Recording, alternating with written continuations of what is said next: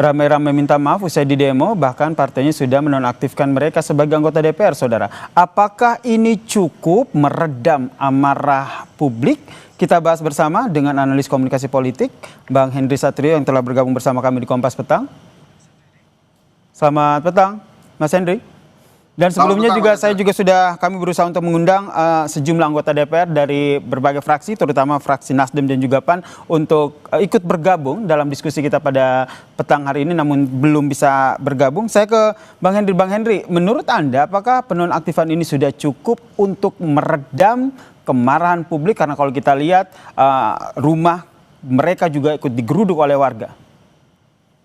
Ya, menurut saya ini sebuah langkah yang bagus ya. Cuma ini baru satu langkah ya, Sir. Jadi harus ada langkah-langkah selanjutnya yang diberikan oleh atau dikeluarkan oleh Presiden. Selain itu, selain langkah-langkah politik, saya rasa juga harus ada langkah-langkah komunikasi publik yang dilakukan. Karena masalah terbesar dari awal ini memang tentang komunikasi publik gitu ya. Ini sebuah ironi karena mereka dipilih karena joget-joget waktu itu dan akhirnya harus mundur juga karena joget-joget gitu ya. Nah, menurut saya ini langkah positif. Hanya memang kalau tadi ditanya apakah cukup meredam atau tidak, selama belum ada komunikasi publik yang tepat, menurut saya masih cukup lama prosesnya. Sehingga saya menyarankan ada 3 langkah yang harusnya dilakukan oleh Presiden. Yang pertama, Presiden memerlukan tokoh-tokoh masyarakat yang bisa membuat situasi adem ayem gitu ya. Maka saya menyarankan Presiden untuk segera bertemu dengan Presiden ke-5, ke-6, ke-7 serta wakil-wakil Presiden seperti Pak Budiono, Yusuf Kala maupun Ma'ruf Amin. Karena saya yakin masukan dari mereka dan kemudian peran mereka di masyarakat itu akan mampu untuk membuat situasi lebih adem. Berarti butuh tokoh-tokoh politik bangsa ini ya yang ikut membuat suasana jadi adem begitu. Tapi kalau kita fokus dengan para anggota DPR begitu, kalau dari Nasdem ada Syahroni dan juga Nafa Urba, kemudian di PAN ada Eko Patrio dan juga Uya Kuya. Menurut Anda mereka sudah menyampaikan permintaan maaf gitu, itu pun karena setelah rumah mereka digeruduk dan desakan dari masyarakat. Di situ saja sudah cukup atau perlu ada pernyataan lain, gaya komunikasi politik seperti apa yang menurut Anda sehingga benar-benar emosi dan juga kemarahan publik ini bisa diredam?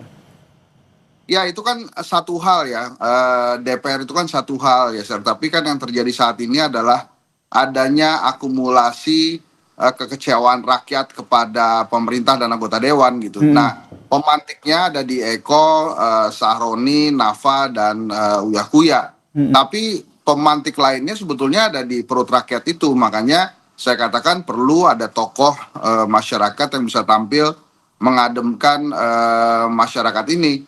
DPR di satu sisi sudah melaksanakan tugas-tugasnya, bahkan tadi saya mengapresiasi bahwa tunjangan-tunjangan juga akan ditiadakan, termasuk juga kunjungan luar negeri. Tapi apakah itu sudah cukup? Belum juga. Kenapa? Saya katakan tadi akumulasi. Bagaimana dengan misalnya direksi BUMN yang rencananya akan pergi ke luar negeri misalnya. Menurut saya itu juga harus dipostpone. Kemudian beberapa hal yang ada kaitannya dengan kebijakan-kebijakan pemerintah yang simpang siur seperti penarikan pajak untuk UMKM dan lain-lain.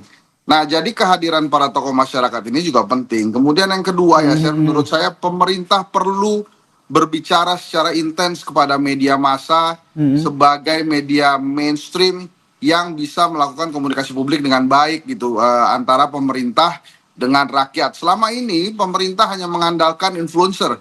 Nah, coba lihat hari ini tidak ada influencer yang membela pemerintah. Influencer papan atas semuanya diam. Tidak melakukan pesan-pesan apa-apa, padahal bila kondisi lagi enak, mereka lah yang paling menikmati fasilitas dari pemerintah dibandingkan dengan media massa. Saat teman-teman wartawan di PHK, media massa kesulitan, pemerintah seperti tidak melakukan apa-apa, bahkan meminta media massa untuk bersaing dengan para influencer itu. Nah, inilah saatnya menurut saya pemerintah kembali berbicara intens dengan para petinggi media massa, para wartawan, supaya bisa dikelola pesan komunikasi Ini yang baik, penting ya, bagaimana membuat masyarakat menjaga menjadi adem. pola komunikasi ya Bang Henry, maaf saya potong. Ini juga terkait dengan hujan kritik dan akhirnya anggota DPR yang tadi kita sebutkan ada beberapa nama minta maaf. Saya ingin putarkan dulu salah satu permintaan maaf yang disampaikan oleh anggota DPR dari fraksi PAN Eko Patrio. Kita dengarkan dulu ya Mas.